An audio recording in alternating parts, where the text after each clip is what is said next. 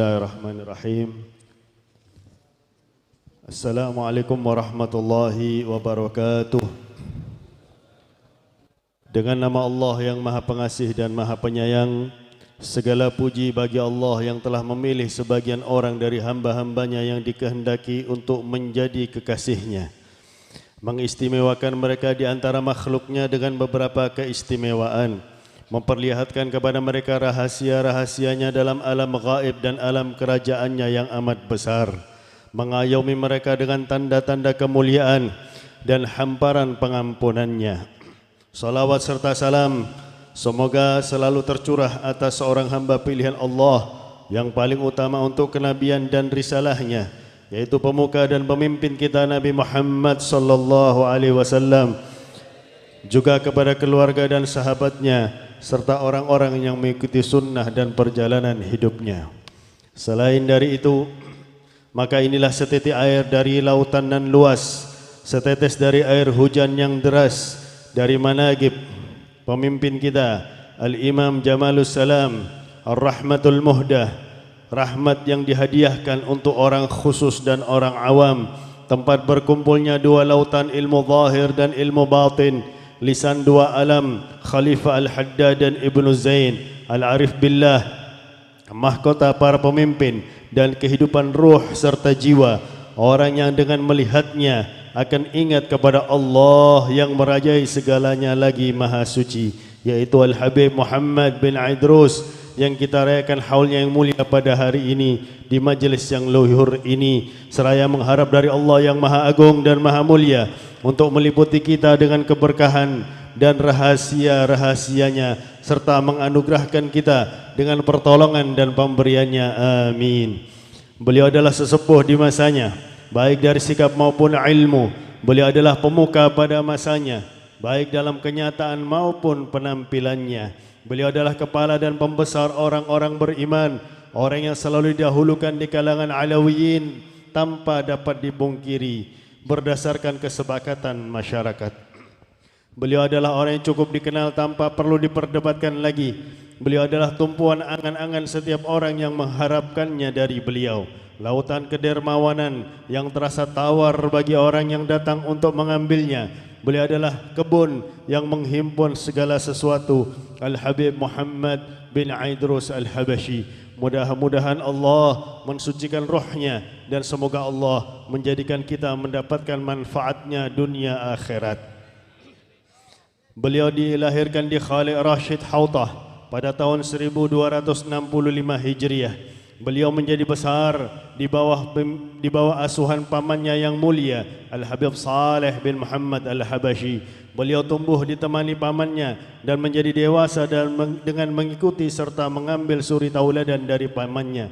Adapun ayahanda beliau ialah Al-Imam Al-Arif Billah Al-Habib Idrus bin Muhammad Al-Habashi, telah melalang buana untuk memberi manfaat pada para hamba Allah dan kemudian meninggal serta dikebumikan di Cirebon. Sedangkan Al-Habib Muhammad bin Idrus pada saat itu masih relatif sangat muda. Adapun ibunda Al-Habib Muhammad bin Idrus ialah Syekhah As-Salihah Salumah binti Syekh Salim bin Abdullah bin Semir.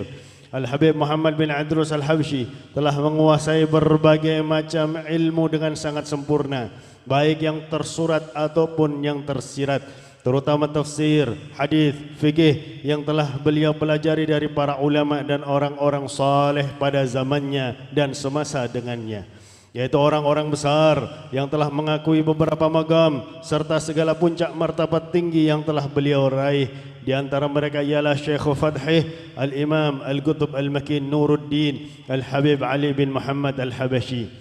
Al-Habib Ali pernah berpendapat tentang Al-Habib Muhammad bin Idrus Al-Habshi. Kata beliau, sesungguhnya semua orang telah bepergian ke Jawa dan menyibukkan diri untuk memperoleh kemewahan dan kekayaan duniawi. Namun putra kami Muhammad bin Idrus Al-Habashi menyibukkan diri untuk memperoleh as-siddiqiyatul kubra, puncak kebenaran yang agung.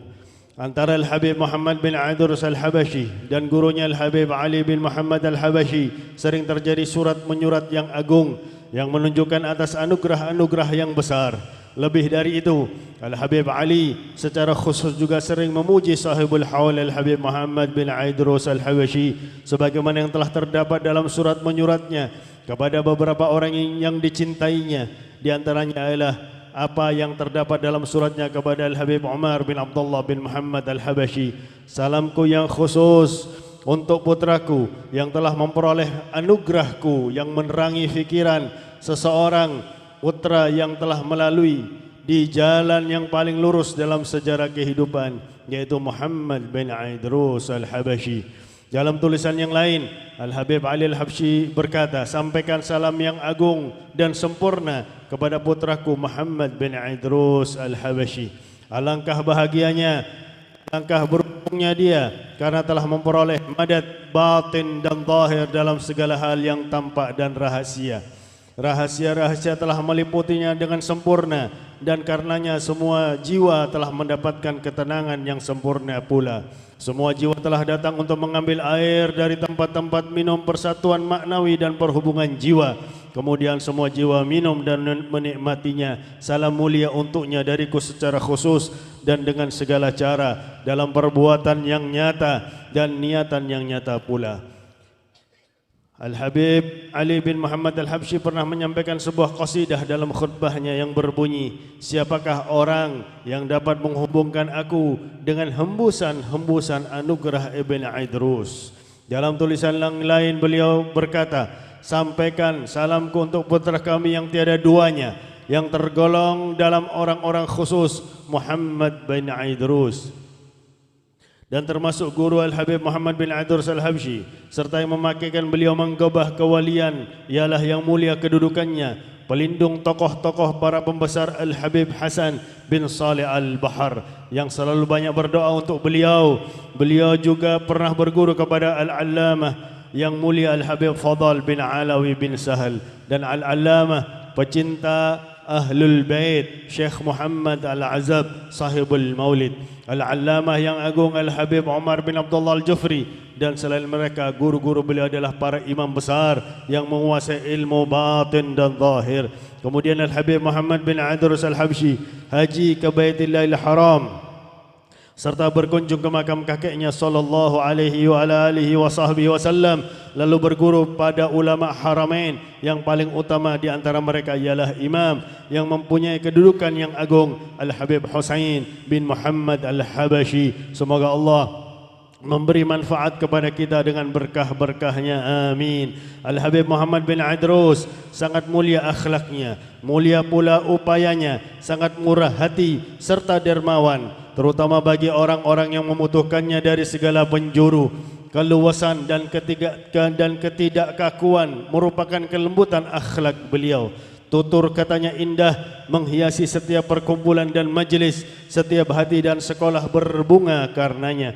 Semerbak keharumannya tercium orang-orang semasanya, untian awan kenikmatan tercurah untuk mereka sebab barokahnya. Termasuk kemuliaan akhlaknya, setiap orang yang duduk bersamanya mengakui beliau adalah orang yang paling dicintainya serta teman pilihan yang dekat padanya. Dapat dilihat dari wajahnya yang berseri-seri serta tutur katanya yang lembut dan keindahan penyambutan serta senyumnya. Demikianlah akhlak kakeknya Rasulullah sallallahu alaihi wa alihi wasallam. Beliau sering menanyai orang-orang yang duduk bersamanya satu persatu tentang keluarganya, anak-anaknya, saudara-saudara dan cucu-cucunya dan semua penduduk negerinya. Dan bila ada orang asing datang kepada beliau, disambutnya sebagaimana menyambut orang yang dicintainya. Bila ada fakir miskin, beliau memberinya sejumlah uang untuk menyampaikannya ke negerinya dengan membawa hadiah untuk keluarga dan anak-anaknya. Demikianlah kebiasaannya sepanjang tahun. Beliau mempunyai kedermawanan serta kemurahan hati dalam pemberian dan penganugerahan serta penyambutan tamu dan memberi makan.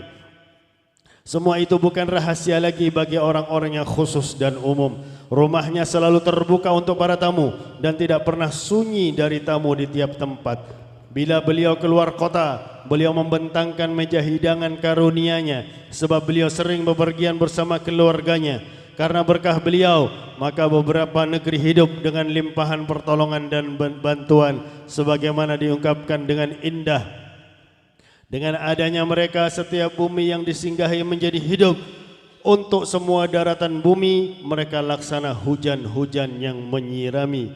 Adapun rumah beliau tempat berlindung orang-orang fakir miskin dan benteng bagi para anak yatim piatu, janda-janda dan orang yang tidak mempunyai keluarga. Setiap anak yatim yang dalam asuhan beliau berpendapat beliau itu lebih baik dari ayah mereka, karena beliau radhiyallahu an menyamakan anak-anak yatim dan dengan putranya dalam pakaian, makanan, minuman dan tempat tidur.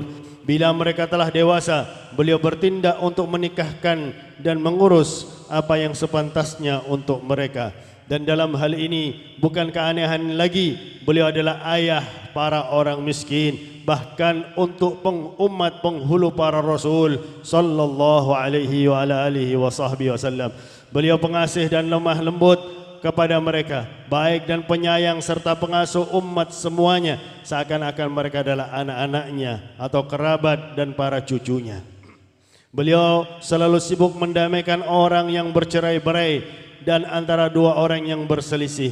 Bila melakukan perdamaian, beliau selalu memperoleh kesuksesan dan penyelesaian walaupun dalam masalah yang besar. Berkat beliau, keramah tamahan dan kemudahan sungguh akan dicapai karena beliau dicintai oleh orang khusus atau orang umum. Semua orang mengakui bahwasanya beliau adalah orang yang diutamakan di atas semua manusia.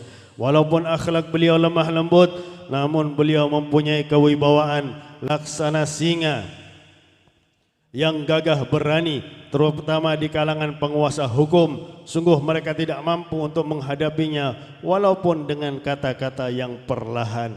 Menerangkan kebenaran dengan terang-terangan. Bila berbicara maka pembicaranya adalah benar, perkataannya adalah hujjah dan dalil bagi orang yang berpihak pada kebenaran serta bijaksana.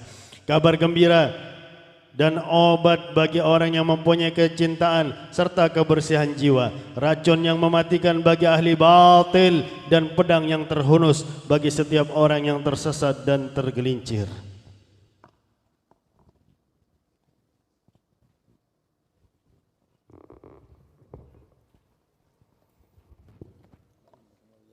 Beliau memiliki keramat-keramat yang luar biasa dan tanda-tanda kebenaran yang panjang lebar untuk menyebutnya dan sulit untuk meringkasnya. Beliau mempunyai akidah kepercayaan yang sempurna tentang Ahlul Bait yang disaksikan sebagian umat Nabi Muhammad sallallahu alaihi wa ala alihi wasallam dan memiliki keistimewaan Rabbani. Sering di tengah perjalanan beliau bila singgah di salah satu desa yang dilaluinya, beliau berkata, "Tanyakan, apakah di dalam desa ini ada seorang dari keluarga Rasulullah atau tidak?" Bila beliau tidak mendapatkan seorang pun dari keluarga Rasulullah, maka beliau tidak bermalam di desa tersebut.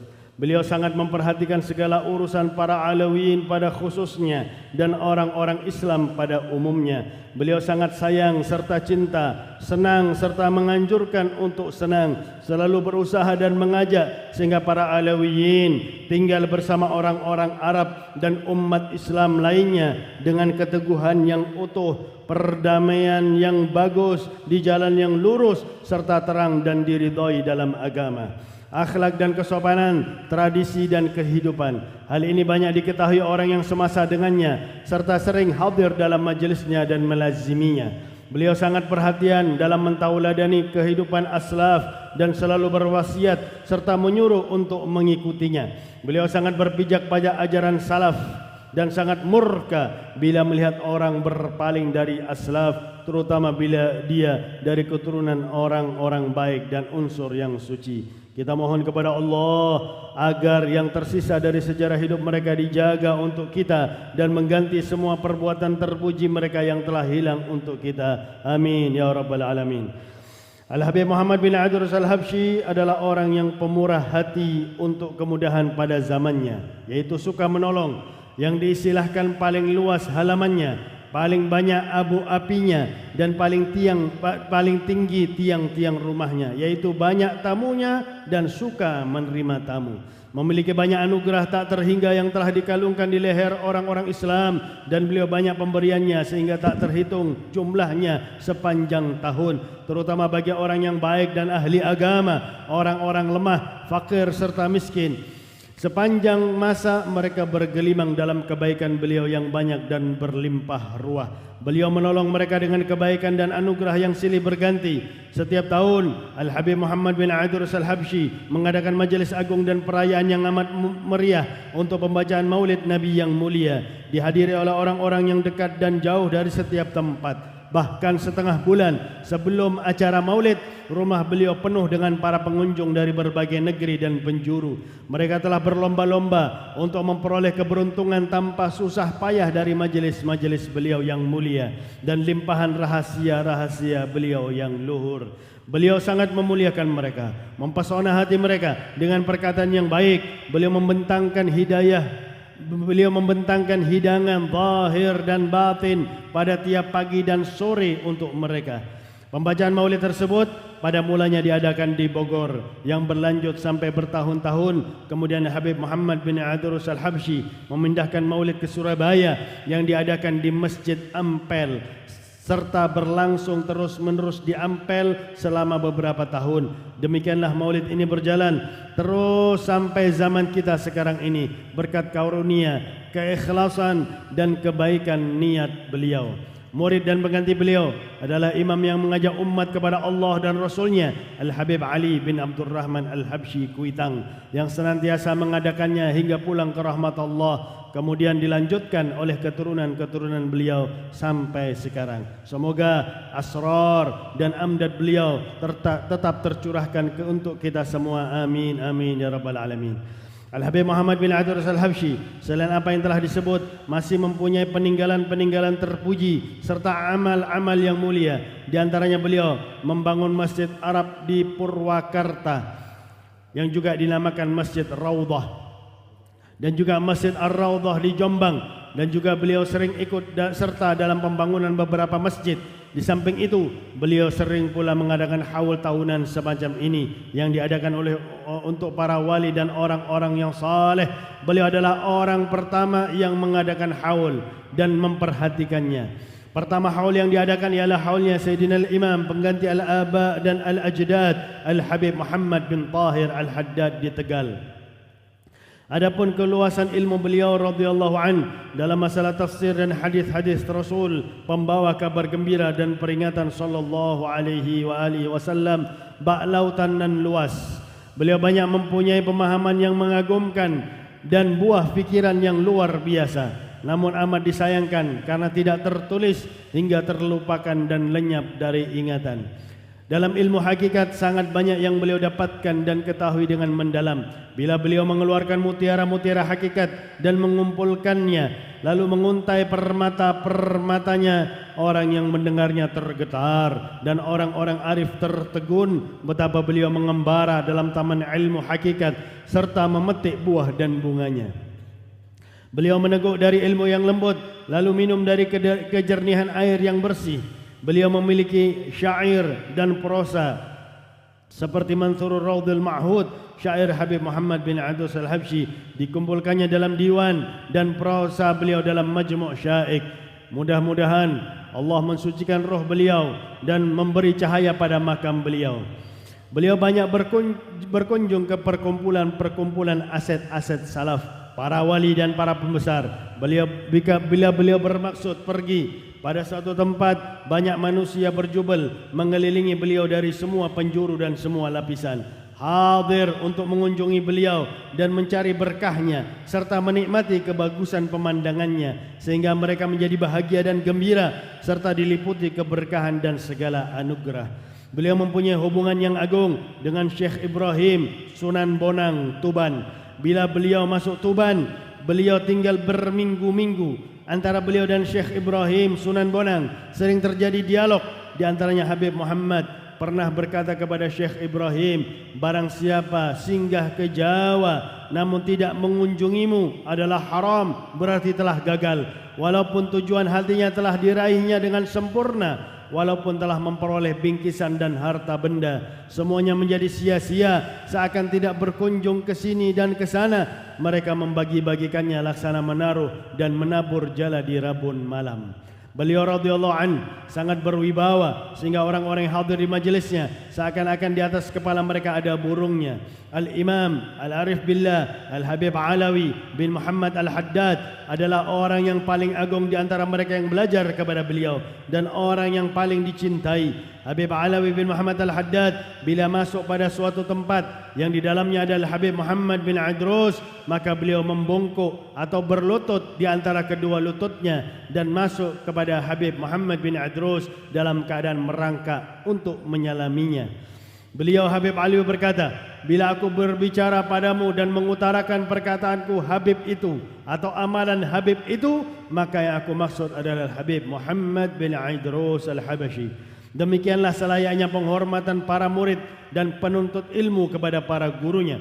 Habib Muhammad bin Idrus juga memuliakan Al-Habib Alawi bin Muhammad Al-Haddad karena memandang kepada Imam Qutbud Da'wah wal Irsyad Al-Habib Abdullah bin Alawi Al-Haddad sebagai guru kakeknya Al-Imam Al-Ali Al-Maqam Al-Habib Ahmad bin Zain Al-Habashi radhiyallahu anhuma. Semoga kita mendapatkan manfaat berkat mereka semuanya. Amin. Demikianlah beliau radhiyallahu anhu senantiasa mengabdi pada Allah, memberi manfaat pada hamba-hamba Allah, mencurahkan waktunya dalam berbagai macam pendekatan diri pada Allah dan untuk memperoleh pahala serta ganjaran yang banyak. Dengan penuh tawadhu serta mengekang hawa nafsu, juga selalu berprasangka baik yang sempurna kepada Allah dan hamba Allah, hingga dipanggil Allah dan mendengar panggilan dua kekasihnya yaitu Allah dan Rasulnya, maka beliau pulang ke haribaan Allah serta beliau beruntung dengan kebersamaan dan kedekatan pada Allah. Betapa banyak para hamba dan negeri menangisi kewafatan beliau. Mereka mengenakan baju duka karena sedih atas kewafatannya. Andaikan yang Maha Pengasih tidak memantapkan mereka dengan Islam dan iman, pastilah amat mengkhawatirkan kewafatan beliau. Karena mereka larut dalam kedukaan yang melampaui batas. Kejadian itu tepatnya pada malam Rabu tanggal 12 Rabiul Tsani tahun 1337 Hijriah di kota Surabaya. Dan kami atas permintaan Al-Walid dari zamannya Al-Walid Al-Habib Idrus bin Abu Bakar Al-Habsyi, meskipun beliau meninggalnya tanggal 12 Rabiul Tsani, akan tetapi beliau Al-Walid sudah mengundurkan haul setelah haul Al-Habib Ali bin Muhammad bin Husain Al-Habsyi. Karena Al-Walid mengatakan tidak layak haul seorang murid mendahului haul gurunya. Sampai seperti itu Al-Walid mengajak kita para murid untuk selalu berbakti kepada guru. Dan dikebumikan besok harinya banyak jamaah yang menghadiri pemakaman serta salat jenazah beliau. Bahkan pada waktu pengangkatan mayat, penyolatan dan pemakaman beliau penuh sesak sehingga minta tolong aparat pemerintah dalam menertibkannya karena takut terjadi hal-hal yang tidak diinginkan. Yang menjadi imam salat jenazah ialah Sayyidina Al-Imam Al-Arif Billah Al-Habib Muhammad bin Ahmad Al-Muhdar. Beliau adalah imam yang sangat agung kedudukannya, kebanggaan para anak cucu Rasulullah yang suci, yang andai kata manaqib dan perilaku terpuji dan indah beliau yang mengagumkan dibukukan, pastilah memenuhi tiap-tiap halaman kitab-kitab besar. Semoga kesejahteraan Allah tetap dilimpahkan untuk beliau tiap malam dan siang hari. Juga semoga kita mendapatkan manfaat, limpahan barakah dan rahasia yang beliau miliki. Amin. Antara Al-Habib Muhammad bin Ahmad Al-Muhdar dengan Al-Habib Muhammad bin Idrus Al-Habashi terdapat persahabatan yang sempurna, kecintaan yang kokoh dan ikatan yang kuat, hingga Habib Muhammad bin Idrus Al-Habashi menikahkan beliau dengan salah seorang putrinya. Dan beliau berkata, sesungguhnya saya takut pada Habib Muhammad Al-Muhdar karena dia doanya langsung dikabulkan oleh Allah. Al-Habib Muhammad Al-Muhdar juga sangat menghormati Al-Habib Muhammad bin Idrus. Demikian juga sebaliknya, karena melihat ketinggian maqam yang dimiliki oleh Al-Habib Muhammad bin Idrus dan juga beliau adalah mertuanya serta lebih tua umurnya. Al-Habib Muhammad bin Ahmad Al-Muhdhar radhiyallahu anhu dilahirkan di Guwairih di bawah kekuasaan Doan sebelah barat Hadramut pada bulan Rajab tahun 1280 Hijriah. Ibu beliau yang mulia ialah anak perempuan keluarga Al-Husain ibn Syekh Abi Bakar bin Salim. Al-Habib Muhammad bin Ahmad Al-Muhdhar memiliki sisi yang agung tentang keilmuan, amal, ketakwaan, wara' dan keterus-terangan. Bila untuk Allah, beliau tidak takut terhadap celaan orang yang suka mencela. Beliau belajar berbagai macam ilmu dari ayahnya dan terdidik dalam asuhan ayahnya. Kemudian beliau tamat dan mengungguli sebagian besar kelompok ulama pada masanya dari segi ilmu. Setelah itu, beliau menekuni pembacaan tafsir, hadis, tasawuf, tarikh, syair dan sastra, serta beliau menjadi pakar dalam syair dan sastra. Al-Habib Muhammad bin Ahmad Al-Muhdhar mengumpulkan antara berbagai macam ilmu batin dan zahir, memiliki berbagai macam keramat yang lebih dari yang lain, dan berbagai macam keadaan yang membanggakan. Kemudian Allah mentakdirkan beliau untuk melancong ke berbagai negeri untuk memberi manfaat kepada para hamba Allah. Oleh sebab itu beliau melancong ke berbagai penjuru bumi di Yaman. Pada tahun 1309 Hijriah, Malang melintang di Hindia dan masuk Pulau Jawa pada 1310 Hijriah, serta menetap di Bondowoso. Sebelum itu, Al-Habib Muhammad bin Ahmad Al-Muhdhar masuk Palembang dan menikah di sana. Setiap beliau singgah pada suatu tempat, maka tempat itu menjadi tempat yang mengagumkan dan penduduknya dimuliakan. Karena Allah telah menghiasi beliau dengan keindahan zahir dan batin dan memakaikan beliau dengan berbagai macam keutamaan dan kebagusan. Sangat banyak sekali para penuntut ilmu belajar kepada beliau, hingga sudah berbagai macam kitab yang sudah dikhatamkan di sisi beliau. Rumah beliau menjadi pusat persinggahan para tokoh yang diutus untuk memperoleh ilmu dan harta yang banyak, serta untuk meminta tolong, bantuan, berkah dan doa. Beliau menyambut mereka para utusan dengan segala muka manis, kedermawanan dan kemurahan hati. Tak heran lagi akhlak beliau adalah perangai Nabi dan perjalanan hidup beliau seperti perjalanan Nabi Muhammad, dan pandangan beliau adalah indah laksana pandangan manusia pilihan Rasulullah sallallahu alaihi wasallam. Karena wajah beliau yang mulia, maka awan putih pun dapat menurunkan hujan. Beliau adalah pengasuh dan penolong anak yatim dan pelindung para janda. Adapun kedermawanan Al-Habib Muhammad bin Ahmad Al-Muhdhar adalah laksana lautan yang tak akan keruh karena banyaknya timba. Sebesar apapun kedermawanan yang ada, tidak ada yang dapat menyaingi kedermawanan beliau ketika sedang memberi. Sungguh layak sekali perkataan seorang penyair untuk beliau yang mengatakan, walau lam yakun fi kafihi ghaira nafsih lajada biha falyataqillaha sailuh. Dan seandainya di dalam genggaman tangannya tidak ada apa-apa kecuali jiwanya, maka pasti akan diberikan karena kedermawanannya. Oleh karena itu, takutlah kepada Allah orang yang meminta kepadanya. Beliau selalu menghormati orang yang mulia, mendekati ahli ilmu, memberikan setiap hak kepada orangnya dan menempatkan orang pada tempatnya. Beliau sangat sensitif bila untuk ahli bait, mencintai orang mencintai mereka, membenci orang yang membenci mereka. Al-Habib Muhammad Al-Muhdhar banyak memiliki peninggalan berharga yang tak terbilang dan usaha-usaha yang terpuji. Di antaranya pembangunan masjid di Pemalang dan upaya beliau dalam pengumpulan wakfiyah untuk Madrasah Al-Khairiyah di Surabaya yang telah banyak meluluskan para siswa, dan tidak sedikit di antara mereka yang telah menjadi guru, menyebar di berbagai negeri serta membuka beberapa sekolah yang selalu mengantarkan para siswanya kepada lautan ilmu. Dan semuanya itu termasuk dalam lembaran-lembaran Imam Agung yang mulia ini, sebagaimana terdapat dalam hadis pemuka Adnan Rasulullah sallallahu alaihi wasallam. Beliau senantiasa memanfaatkan waktunya yang berharga untuk sesuatu yang mendekatkan dirinya kepada Allah, sehingga beliau menyusul Allah bersama para malaikat di sisi kakeknya Al-Mustafa wal Murtada dan Ahlil Kisah. Wafat beliau adalah malam Selasa, tanggal 20 Syawal Hijriah pukul 7 malam dan dimakamkan besok sorenya di Surabaya. semua orang yang ada di sekitar jenazah beliau yang suci menjadi serba salah dan gontai.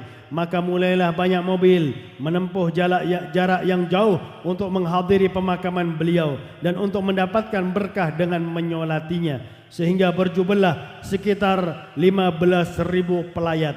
Pada hari itu disaksikan hiruk pikuknya rakyat jelata dan bangsawan. Para penceramah berdiri untuk menyampaikan pujian kepada Al-Maghfurlah Al-Habib Muhammad bin Ahmad Al-Muhdar, dan para penyair berlomba sirih berganti untuk mengingatkan peninggalan-peninggalannya yang berharga dan usaha-usahanya yang terpuji. Sebagai imam dalam salat jenazah ialah seorang wali yang saleh, ahli ibadah, Al-Habib Muhammad bin Umar Al-Haddar di Masjid Agung Ampel dengan jamaah yang berjubel dan penuh sesak.